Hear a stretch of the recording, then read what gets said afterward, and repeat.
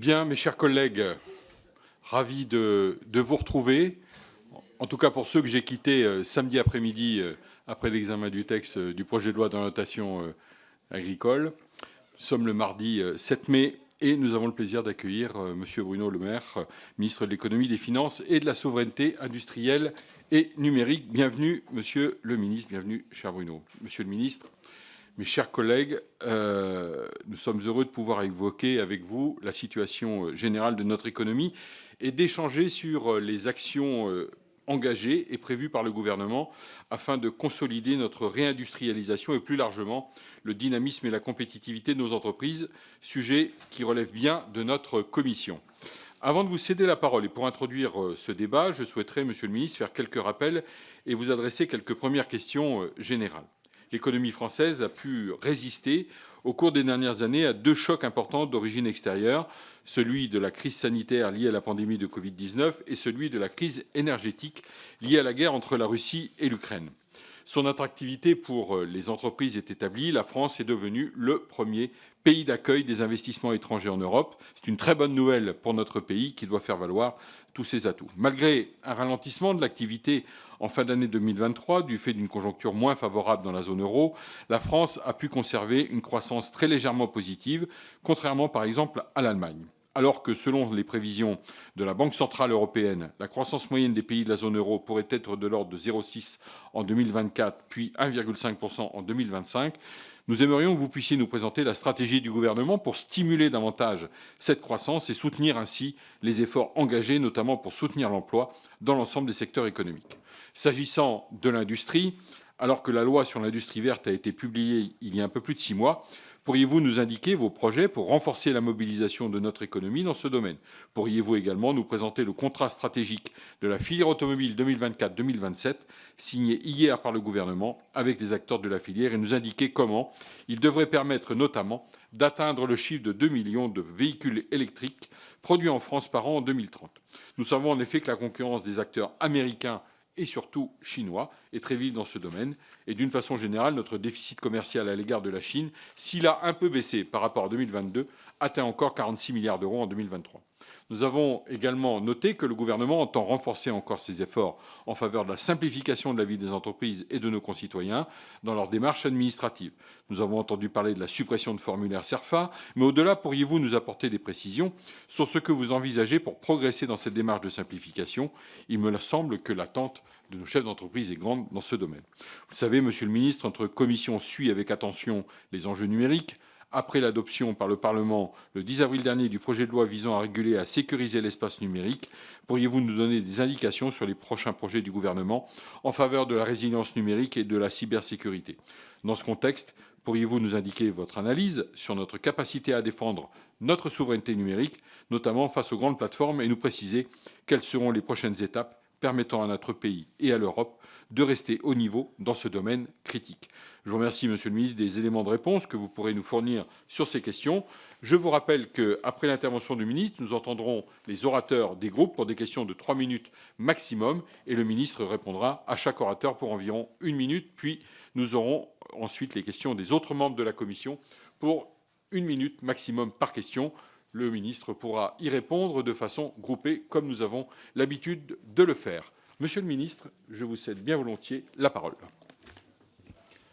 Merci, Monsieur le Président, Mesdames et Messieurs les députés. Je n'oublie pas, Monsieur le Président, que vous avez été ministre de l'Agriculture, un grand ministre de l'Agriculture, et donc, comme tel, attaché à ce qui est pour moi peut-être le premier défi français, redevenir une nation de production.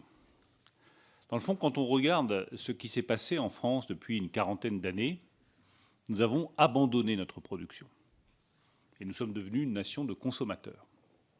Quand on regarde les productions agricoles et surtout les productions industrielles, c'est un effondrement.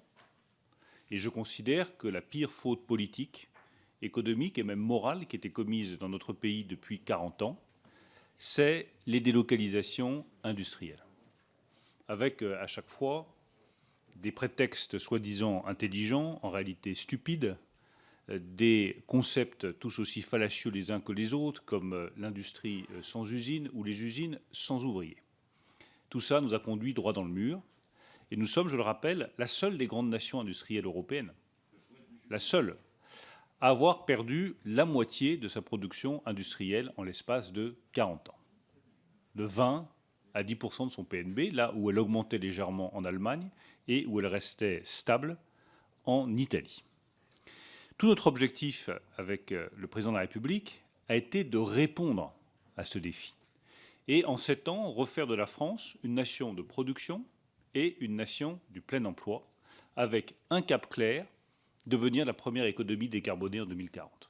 Voilà le travail que je poursuis depuis 7 ans. 7 ans que je suis ministre de l'économie et des finances, 7 ans qui n'ont pas été 7 ans de réflexion, mais 7 ans de décision. Je regarde les résultats immédiats, je le dis dans ce climat de pessimisme généralisé, les résultats économiques français, vous l'avez rappelé, sont bons. On a cessé de nous tympaniser en nous disant qu'en 2023, le passage par la case récession était inéluctable. On a fait 0,9% de croissance, très proche de la prévision du gouvernement français. On nous avait dit qu'au premier trimestre 2024, la croissance serait nulle. On fait 0,2. On n'a pas arrêté de nous dire que ce serait 0,5 au maximum pour 2024. On est déjà à un acquis de 0,5. On nous a dit que le chômage allait exploser en début d'année 2024. On vient de créer 50 000 emplois. On nous a dit que les Français perdaient du pouvoir d'achat. L'augmentation des salaires, premier trimestre 2024, c'est plus 3,3% par rapport au premier trimestre 2023. C'est supérieur à l'inflation qui, je le rappelle, est tombée à 2,2% et qui est une grande victoire européenne et une grande victoire du gouvernement d'avoir réussi à maîtriser en 2 ans l'inflation comme je m'y étais engagé. Alors je ne dis pas que tout est facile pour les Français. Je dis juste que l'économie française fait bien, que ses fondamentaux sont solides et qu'il faut persévérer dans la même direction qui est celle d'une nation de production décarbonée au plein emploi. Et je ne varierai pas de cette ligne. Dans ces 7 ans d'action, qu'est-ce que nous avons pris comme décision qui explique les résultats que nous avons obtenus? Les usines qui ouvrent, les emplois industriels qui sont recréés. La première chose, c'est une politique fiscale qui, je le sais, est très contestée, mais que je maintiens parce qu'elle fait l'attractivité de notre pays. Nous avons baissé l'impôt sur les sociétés de 33,3 à 25%. On n'a pas arrêté de nous dire qu'il faut le réaugmenter, il faut le moduler. Ben non, ce qui est précieux pour les entreprises, c'est la stabilité et la visibilité. Si on commence à changer tous les 4 matins de taux d'impôt sur les sociétés, on perd son attractivité. On a mis en place un prélèvement forfaitaire unique à 30%. Il n'empêche que même avec 30%, nous restons un des pays qui taxe le plus lourdement le capital en Europe. Et ce prélèvement forfaitaire unique rend l'investissement dans le capital plus intéressant. Or, il n'y a pas d'industrie sans capital. Donc je veux bien qu'on proclame tous les 4 matins qu'il faut rouvrir des usines, défendre les ouvriers, je le crois profondément. Mais il faut aussi être réaliste. Il n'y a pas d'usine sans capital. Et donc il faut avoir une fiscalité attractive sur le capital. La deuxième chose que nous avons faite, c'est de transformer en profondeur le marché du travail. Nous avons réformé le marché du travail, relancé l'apprentissage, qui en France était une voie de garage et qui est devenue une voie d'excellence pour tous les jeunes. Nous avons modifié l'assurance chômage, engagé une réforme des retraites. Le résultat, c'est que nous avons le taux d'emploi le plus élevé depuis 50 ans dans notre pays. C'est les chiffres de l'INSEE fin 2023. Le taux d'emploi de la France est le plus élevé depuis 1975. Allez, je suis honnête, 49 ans. Ça fait un demi-siècle que la France n'avait pas un taux d'emploi aussi élevé. Est-ce que tout est rose? Non. Est-ce que nous sommes dans la bonne direction? Oui.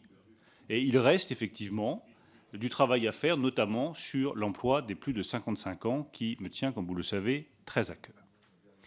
En troisième lieu, nous avons rouvert des filières industrielles. Et nous avons fait des choix, je le dis pour les parlementaires du Rassemblement national qui m'ont posé la question sur les véhicules électriques. Moi, je veux bien qu'on refuse le passage aux véhicules électriques, mais enfin, il faut être clair. Si on refuse le passage aux véhicules électriques, si on ne crée pas des usines de batteries, d'anodes, de cathodes, si on ne crée pas des moteurs comme on en fait à Trémery, des moteurs électriques, et demain on fera quoi? On achètera des véhicules chinois. Donc ceux qui se disent patriotes défendent en réalité les intérêts étrangers. Refuser la transition vers le véhicule électrique, c'est défendre les intérêts de la Chine. Ce n'est pas défendre les intérêts de la France.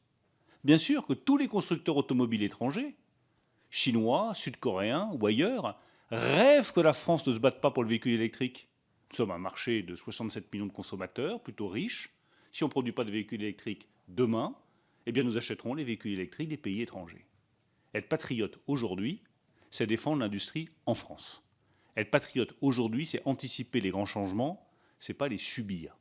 C'est exactement ce que nous avons fait en matière industrielle, en combinant ainsi réindustrialisation et décarbonation. Parce que ce que chacun doit bien comprendre, c'est que la transition énergétique est une opportunité historique pour la France de se réindustrialiser. Les États-Unis de M. Biden l'ont parfaitement compris en mettant en place l'Inflation Reduction Act. La Chine de M. Xi Jinping l'a parfaitement compris en accélérant la production d'éoliennes, de panneaux photovoltaïques ou de véhicules électriques ou de batteries. Eh bien, nous l'avons aussi parfaitement compris avec le président de la République en liant décarbonation et réindustrialisation, réindustrialisation et décarbonation. Je rappelle qu'aucun autre pays en Europe n'a mis en place un crédit d'impôt industrie vert pour les productions de pompes à chaleur, de batteries électriques, d'hydrogène ou d'autres produits industriels verts. Sur la base de ce travail-là, nous avons connu 2 crises sur lesquelles je ne reviens pas, mais qui changent radicalement la donne. Le Covid et la crise inflationniste. En quoi est-ce qu'elle change radicalement la donne ? Elle change tout simplement le visage de la mondialisation. La mondialisation heureuse est derrière nous. La mondialisation où on explose les chaînes de valeur partout à travers la planète, en se disant je vais prendre un peu de titanium ici, un peu d'aluminium là, et puis du caoutchouc un 3e endroit, puis des superconducteurs et des semi-conducteurs un 4e endroit, cette mondialisation-là est finie. Chacun, sur les filières critiques, veut son indépendance.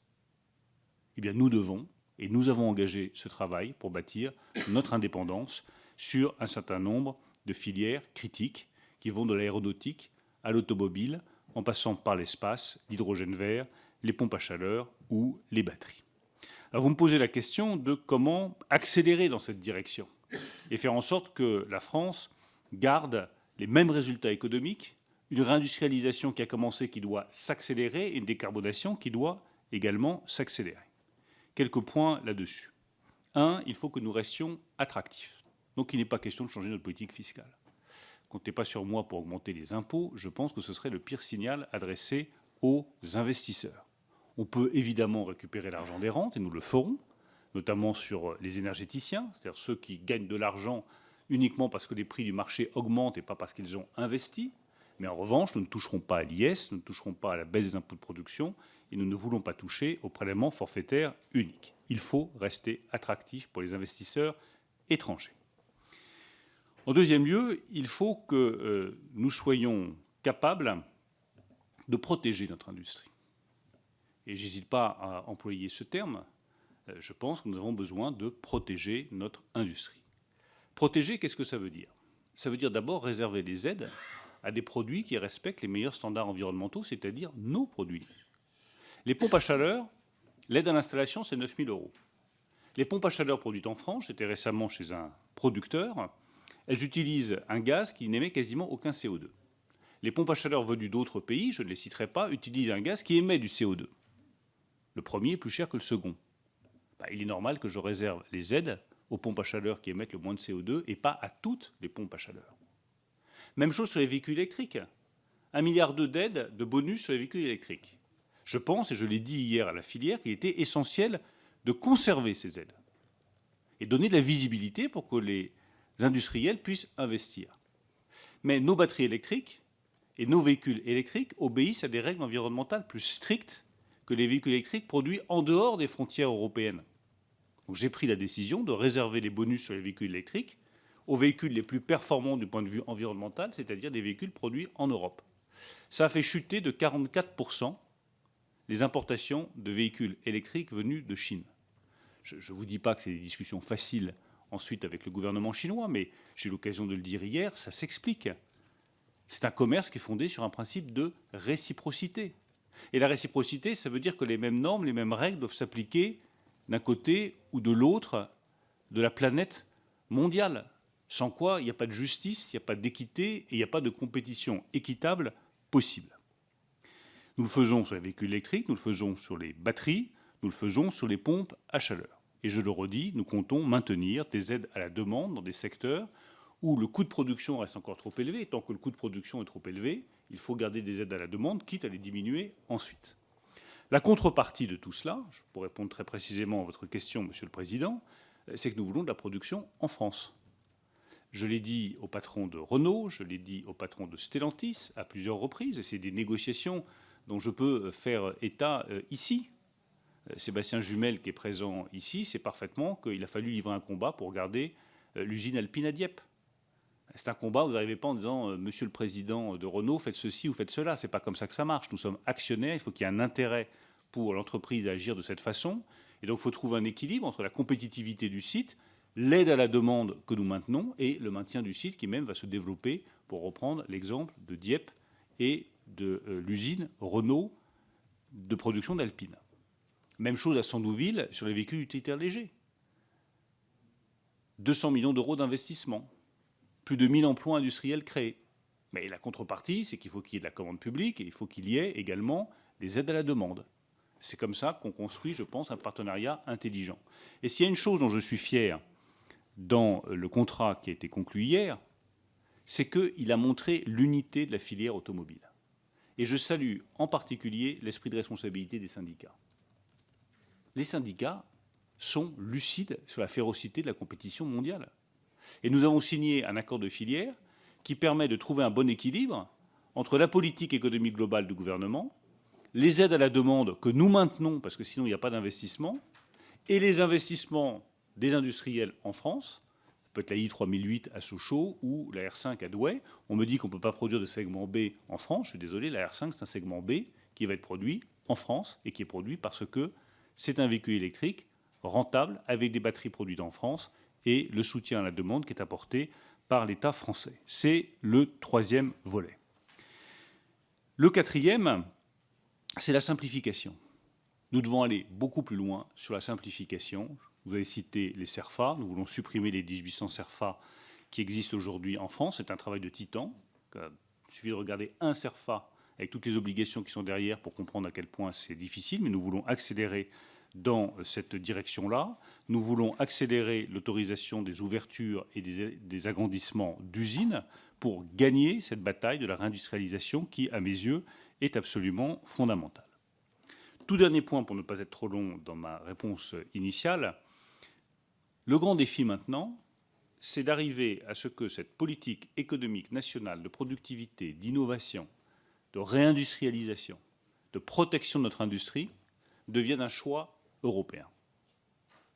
On a réussi, depuis 7 ans, à faire bouger fortement les lignes là-dessus. Je rappelle qu'il y a 7 ans, il était impossible d'avoir des aides d'État pour l'industrie. C'était inenvisageable.